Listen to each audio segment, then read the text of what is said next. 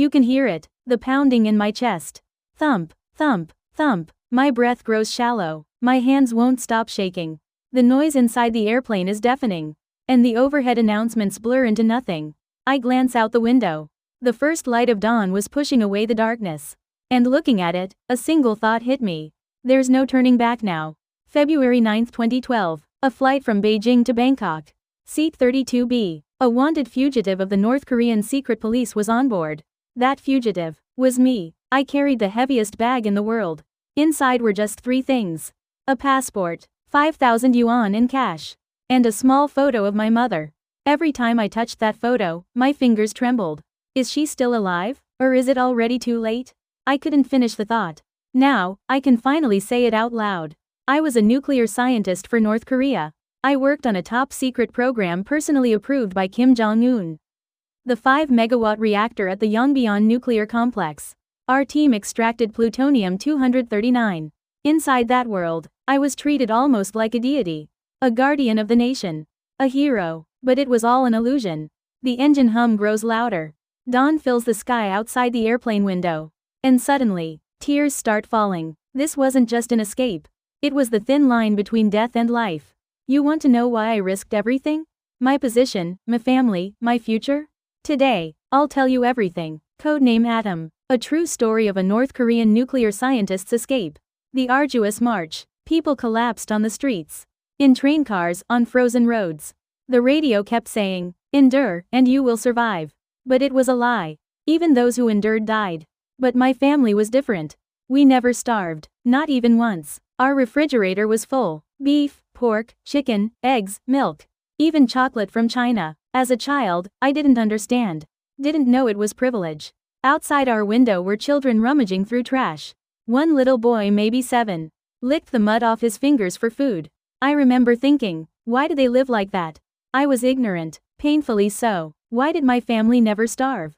The answer was simple. My great-grandfather was an anti-Japanese guerrilla. My grandfather was a Korean war hero. My father was a party official. And I was born in the heart of Pyongyang. That's what North Korea calls the core class. Your social class determines everything.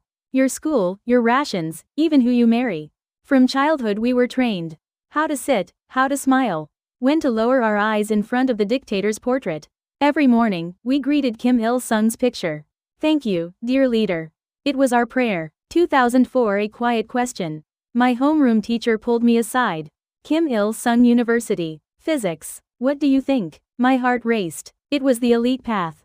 I didn't know then that the path led straight into the nuclear program. 2007. University life. Quantum mechanics, nuclear fission, neutron scattering. All theory, nothing else.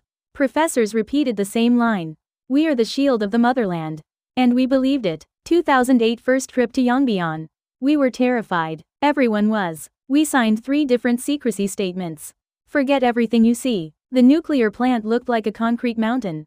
15 meters high, walls 3 meters thick. Inside, the air vibrated. A low hum, like a giant heart beating underground. During lunch, I noticed the technicians. Men in their 40s, who looked 70. Dark eye bags, trembling fingers. Patches of hair missing. I didn't know it then. But they were already suffering radiation damage. A month later, we learned there had been an explosion. 2 days before our visit. 5 dead. Officially heart attack. Bodies immediately cremated. Families never informed. That was the first crack in my belief. 2010. Sent to study in Beijing. My first time boarding an airplane. The smell of in-flight meals shocked me. So did the sight of a city without soldiers. Free people, walking without fear. Something I had never seen. Then I saw real internet. Typed North Korea, and the screen flooded with words. Worst dictatorship on earth. 100,000 political prisoners. 3-generation punishment. BBC, CNN, the UN, Human Rights Watch. They all said the same thing. It shook me. One night, I clicked on a YouTube video. Testimony of a North Korean escapee. A child appeared on screen. Skinny, starving. And he said, I boiled tree bark to survive. My heart froze. I remembered the boy rummaging through trash. The one I ignored. The second crack opened. 2011. The breaking point. Kim Jong-il died. The embassy ordered us to mourn. We secretly celebrated, quietly raising our glasses. Days later, strange men appeared. Not Chinese police. North Korean agents. One friend disappeared. No warning, no trace. We knew. It's our turn next. February 8, 2012. The call. Report to the embassy by 10 a.m. tomorrow. A one-way order. Return to North Korea. Interrogation, torture, death. There was no choice. That night, I packed 3 sets of clothes, passport, 5,000 yuan, my mother's photo. I whispered, "Mom, I'm sorry." At 11 p.m., I slipped out of the dorm, walked down 12 flights of stairs, hailed a taxi to Beijing South Station.